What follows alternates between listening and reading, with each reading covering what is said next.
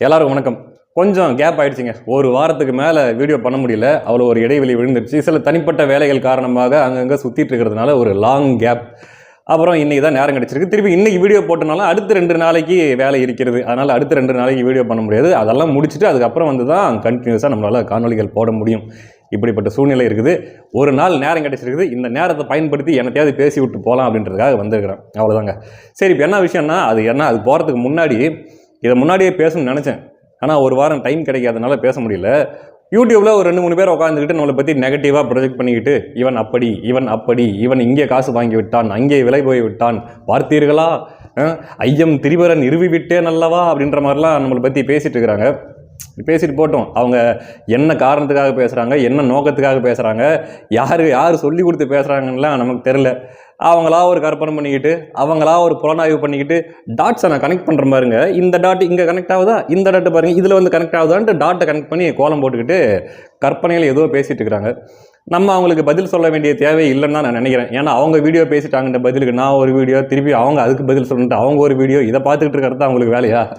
நமக்கு பேச வேண்டிய விஷயங்கள் எவ்வளவோ இருக்குது, மக்கள்கிட்ட கொண்டு போய் சேர்க்க வேண்டிய விஷயங்கள் நிறைய இருக்குது. அதனால் நம்ம அதை பேசுவோம், இதை நம்ம தவிர்த்து விட்டு போயிடுவோம். இல்லை என்ன ஒன்று அதை கேட்டுக்கிட்டு வந்து நம்முடைய நண்பர்களும் சில பேர் வந்து கமெண்ட்ல என்ன தம்பி அப்படி இல்லை இப்படி இல்லை அப்படின்ட்டு பேசிட்டு இருக்கிறாங்க. நான் சொன்ன விஷயம் ஒன்று தான். இப்படி இருக்குது அரசியல் களம். திமுகவை வீழ்த்தணும்னா இப்படி ஒரு வாய்ப்பு இருக்குது. அது வந்து அதுக்கப்புறம் அவங்கவுங்க விருப்பம்னு நான் சொல்லிட்டேன். அது அதோட முடிஞ்சு போச்சு. அதுக்கப்புறம் அதை பேசுறதுக்கு ஒன்றும் இல்லை. இப்போ என்ன விஷயம்னா, தோழர் திருமாவர்கள் என்ன பண்ணியிருக்காருன்னா ஒரு கூட்டம் போட்டிருக்காரு. நேத்தோ முந்தா நேத்தோ நீங்கள் பார்த்துருப்பீங்கன்னு நினைக்கிறேன். அதில் வந்து அவர் எதிர்வினை ஆற்றிருக்காரு. யாருக்கு அப்படின்னா நிறைய பேர்த்துக்கு, ஒருத்தர் 2 பேர்த்துக்கு இல்லை. குறிப்பாக வந்து விஜய் அவர்களுக்கு. என்ன ஒன்று, விஜய் அவர்கள் தன்னுடைய பொதுக்குழு கூட்டத்தில் வந்து ஆதவர்ஜனாவை வச்சு அந்த திமுக கூட்டணியில் இருக்கிற கூட்டணி கட்சிகளை கொஞ்சம் தன் பக்கம் இழுக்கிறதுக்காக சில விஷயங்களை பேசியிருப்பாப்புல. அதுவும் தான் அவங்களுக்கு தெரியுமே அவருக்கு எப்படிப்பட்ட அழுத்தங்கள் திமுக பக்கத்துலேருந்து தோழர் திருமாவர்களுக்கு போயிருக்கும் அப்படின்ட்டு. அதனால் மேலே போட்டு விஜயை வந்து கேவலமாக பேசுறது. இங்கே வந்து பிரச்சனையே போட்டியே 2 பேர்த்துக்கு நடுவில் தான். யாருக்கு? அதிமுகவுக்கும் விஜய்க்கும் தான் போட்டி. அதுவும் என்ன போட்டின்னா 2ஆம் இடத்துல யார் இருக்கிறாங்கன்றது அவங்க 2 பேர் போட்டி போட்டுருக்காங்க. முதல் இடத்துல என்றைக்குமே திமுக தான் இருக்குது அப்படின்ட்டு. முதல் இடத்துல விசிக தான் இருக்குதுன்னு சொன்னா கூட பரவாயில்ல, பெருமையாக சொல்கிறாரு அப்படின்னு சொல்லலாம். முதல் இடத்துல திமுக தான் இருக்குது அப்படின்னு சொல்கிறதுக்கு திமுக காரன் தானே பெருமை போடணும். நம்ம தோழர் எதுக்கு பெருமைப்படுறாரு? இதில் வந்து பத்திரிகையாளர்கள் ப்ரெஸ் மீட்டில் வந்து கேட்கும்போது நான் என்ன திமுக காரனா, என்னை பார்த்து எப்படி நீங்கள் அநாகரிகமாக திமுக காரன்னு சொல்லலான்ட்டு கொந்தளிக்கிறாரு. ஆனால் திமுக நம்பர் 1ல் இருக்குதுன்னு சொல்கிறதுக்கு திமுக தானப்பா பெருமைப்படணும். நீங்கள் ஏன் தோழர் பெருமைப்படுறீங்க அப்படின்னு கேட்டால் அதுக்கு பதில் சொல்ல மாட்டாப்ல. என்ன ஒரு விஷயம், அதிமுகவும் தாவேகாவும் 2ஆம் இடத்துக்கு போட்டி போடுதோ இல்லையோ, ஆனால் யார் பெரிய அண்டாவாக இருக்கிறது அப்படின்றதுல வந்து நம்ம தோழரும் செந்தில்வேலும் மாறி மாறி கடும் போட்டி நடந்துட்டு இருக்குது 2 பேர்த்துக்குள்ள. ஆமாம், திருமாவளவன் வெர்சஸ் செந்தில்வேல், யார் பெரிய அண்டா, இதான் போட்டி. விட்டுறாதீங்க தோழர் அப்படின்னு தான் நம்ம சொல்ல வேண்டியிருக்குன்னு வச்சுங்களேன். சரி, விஜயை பற்றி பேசுறதுக்கு அவர் எதிர்வினை ஆற்றிட்டாப்ல. அது அவருக்கு கொடுக்கப்பட்ட டாஸ்க்கு, அதை அவர் செஞ்சு தான் ஆகணும். திமுகவே சொல்லணும்னா கூட முண்டி அடிச்சுட்டு ஓடி வந்து திருமாவளவன் அவர்கள் இந்த வேலையை பண்ணுவாப்புல. சரி, அதை விட்டுருங்க போட்டோம். அதில் வந்து தமிழ் தேசியவாதிகளை உரண்டில் வச்சுக்கிறாரு. போலி தமிழ் தேசியவாதிகள் அப்படின்ட்டு ஒரு சில விஷயங்கள் பேசியிருக்காரு. முதல்ல அது என்னன்னு பார்த்துருங்க, அதுக்கப்புறம் அதை பற்றி பேசுவோம். என்கிறது போலி தமிழ் தேசிய கும்பல். அந்த திராவிடத்தை அழிப்போம் என்று இன்றைக்கு பல பேர் கிளம்பி இருக்கிறார்கள்.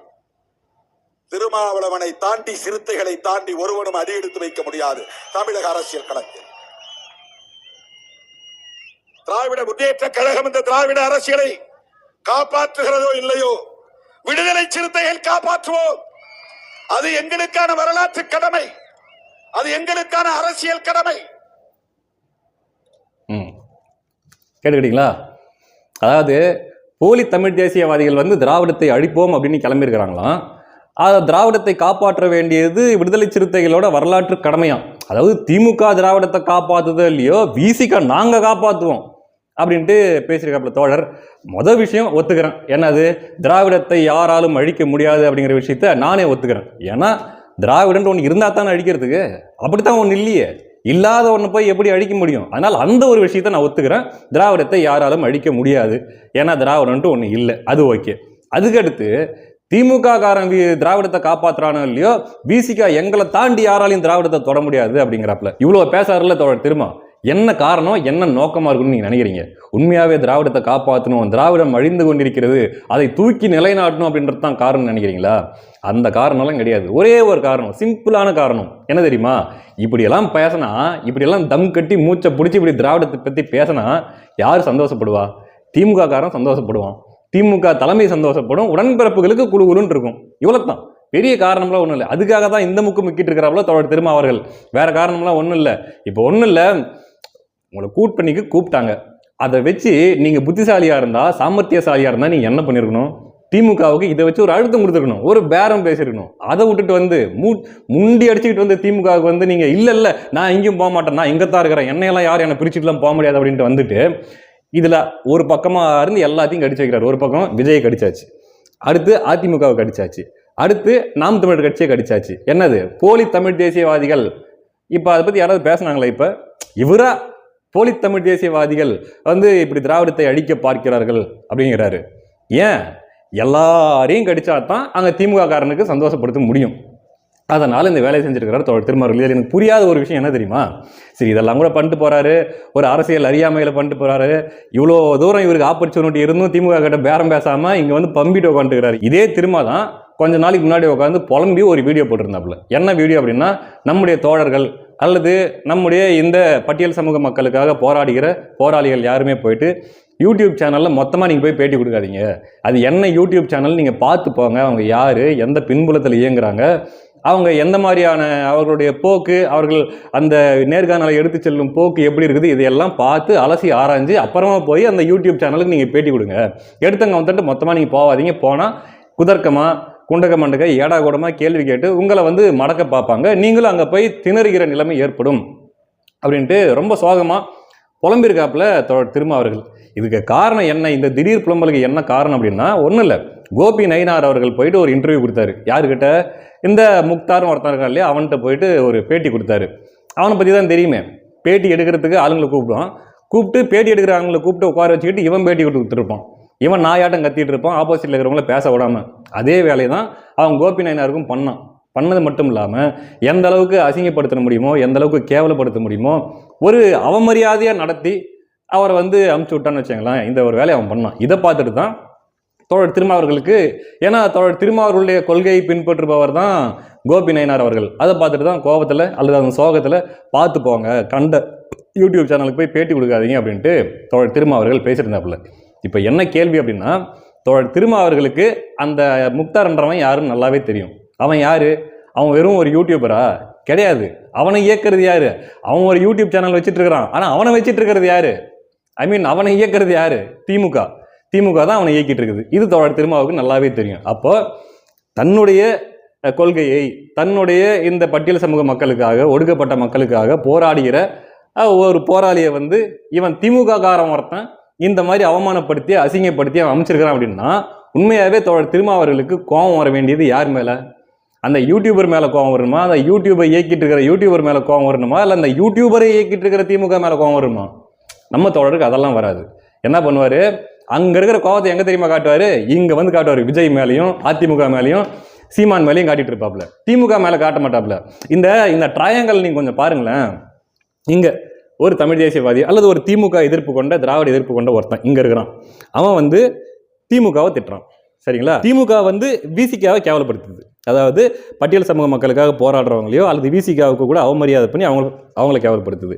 ஆனால் விசிகா என்ன பண்ணுது? பதிலுக்கு திமுகவை திட்டாமல் டைரெக்டாக எங்கே போகுது? திமுகவை யார் திட்டுறானோ அங்கே போய் அவனை திட்டுது. இது என்ன மாதிரியான ட்ரையாங்கல்? இது என்ன மாதிரியான வேலை இது? திமுக எப்படி விசிகாவை நடத்துதுங்கிறது இது மூலமாக தெரியுது இல்லை? ஒன்றும் இல்லை, இந்த 50 Shades of Grey அப்படின்ட்டு ஒரு, சரி வேணா விடுங்க, அந்த உதாரணம் சொன்னால் அது ரொம்ப மோசமாக இருக்கும். இப்போ சம்மந்தமே இல்லாமல் நாம் தமிழர் கட்சியவோ அல்லது தமிழ் தேசியவாதிகளையோ திட்ட வேண்டிய தேவை, கடிக்க வேண்டிய தேவை தோழர் திருமாவர்களுக்கு எங்கிருந்து வந்துச்சு அப்படின்னா, பெரிய காரணம்லாம் ஒன்றும் இல்லைங்க. என்ன தெரியுமா? இந்த 5 ஆண்டு ஆட்சி திமுகவோட கூட்டணியில் தான் இவங்க இருக்காங்க. இந்த 5 ஆண்டு ஆட்சியில் குறிப்பாக பட்டியல் சமூக மக்கள் எவ்வளவு இன்னல்களுக்கு ஆளானார்கள், எப்படிப்பட்ட ஒடுக்குமுறைகளை சந்தித்தார்கள் அப்படிங்கிறதெல்லாம் தெரியும். அப்படிங்கிறதெல்லாம் தெரிஞ்சு வச்சுக்கிட்டும் கூட எந்த அளவுக்கு இவர் திமுகவோட மவுத் பீஸாக செயல்பட்டு இருக்கிறாரு, ஒரு மூத்த உடன்பிறப்போட முக்கியமான உடன்பிறப்பாக இவர் செயல்பட்டு இருக்கிறாருங்கிறது எல்லாருமே விசிகா கட்சிக்காரங்க பார்க்குறாங்க. அப்போ பார்க்கும்போது நீ யாருக்காக நிற்கிற? நீ திமுகவுக்கு போய் முட்டு கொடுக்கறதுக்கு நான் என்னத்துக்கு உனக்கு அப்போ நான் போகிறேன், எனக்காக யார் பேசுகிறாங்களோ, எனக்காக யார் உண்மையாகவே போராடுறாங்களோ அவங்க பக்கம் நான் போகிறேன் அப்படின்ட்டு பல விசிகா தோழர்கள், குறிப்பாக பட்டியல் சமூக மக்களுடைய வாக்குகள் அப்படியே இந்த பக்கம் நகருது. எந்த பக்கம்? நாம் தமிழர் பக்கம் நகருது.